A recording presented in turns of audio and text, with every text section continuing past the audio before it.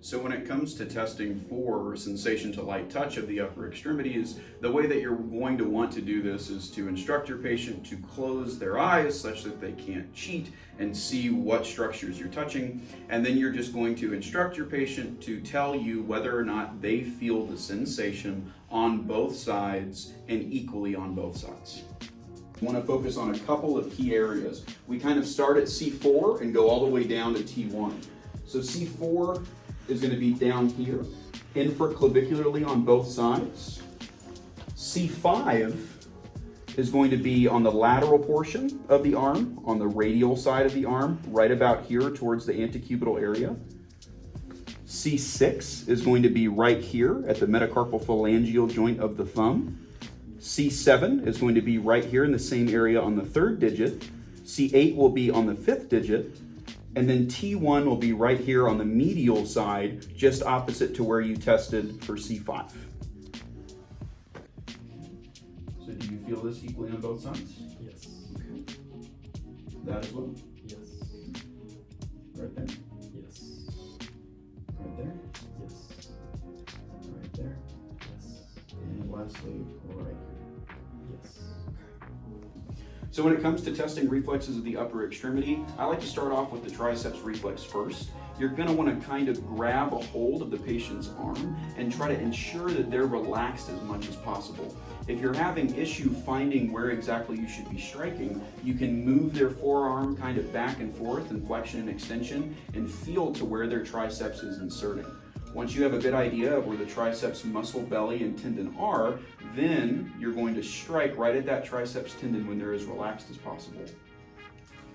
Once you've done that triceps reflex, you can move their arm kind of flat against their legs, and you can move on to the biceps tendon. The biceps tendon is going to be the ropiest or thickest sort of piece of tissue that you feel right here in the antecubital area.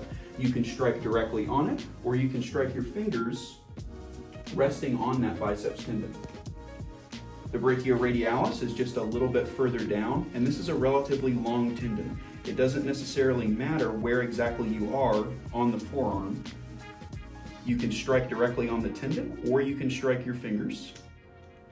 And the very last reflex we do in the upper extremities is you're going to want to try to cup your fingertips or the patient's fingertips together like this and tell them just ever so slightly to apply a little bit of pressure against your fingers, and then you're going to strike your own fingers.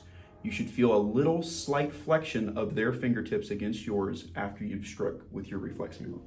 When it comes to strength testing of the muscles in the upper extremity, there's two different ways in which you want to think about positioning your patient. The very first of which is you want to instruct your patient to move their arms out like this, and you're going to tell them to resist your force as you try to push them down.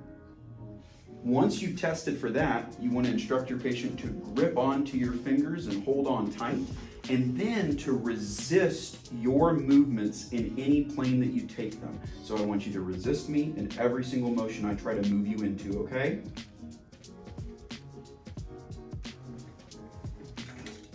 If you think about moving in all of those different planes, you will have ended up testing all of the muscle strengths of the upper extremity that are most relevant.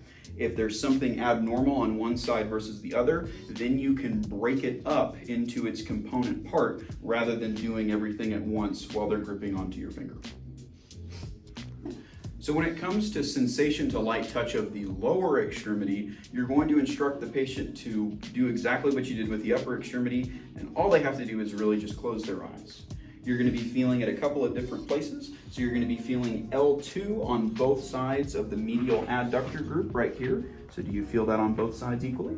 Yes. L3 towards the medial portion of the knee. Do you feel that on both sides equally? Yes. L4 going towards the medial malleolus. Do you feel that equally on both sides? Yes. L5 on the third metatarsal. Do you feel that equally on both sides? Yes. S1 posterior to the lateral malleolus towards the calcaneus. Do you feel that equally on both sides? Yes. And lastly, S2, which will be right in the popliteal fossa. Do you feel that equally on both sides? Yes. So when it comes to testing these deep tendon reflexes of the lower extremities, One thing that you need to keep in mind, particularly when you're testing for the adductor and hamstring reflexes, is that they might not be something that is visible to the naked eye, and more so something that you're going to be feeling underneath your fingers. When it comes to the adductor reflex, you're going to want to approach the medial thigh and try to find some sort of muscle belly, and then you're going to strike your fingers. When you strike your fingers, you should feel a very slight twitch. Out of all the reflexes that we test for, this is the one that is the most slight. Once you're there at the medial portion of the thigh on the adductor, you slide down until you get to the hamstring tendons.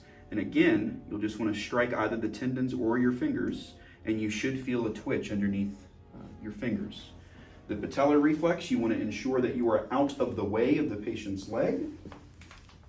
Get to the inferior portion of their kneecap and just go down to the bit of soft tissue that's beneath it, and that is what you will strike for the patellar reflex.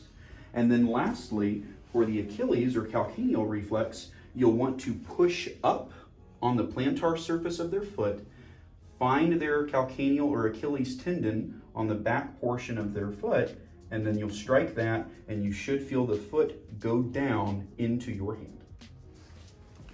So when it comes to testing for strength of the lower extremities, we're going to be looking at hip flexion. We're going to be looking at extension and flexion of the lower extremity at the knee. And then we're also going to be looking at dorsi and plantar flexion of the foot, as well as extension of the great toe. And so you're going to instruct your patient to resist the forces that you are applying, very similar to how you were doing when you were testing the upper extremity. I want you to go ahead and resist me. Okay. Go ahead and resist me. Go ahead and resist me. Go ahead and resist me. Go ahead and resist me. And then just at your toe, go ahead and resist me.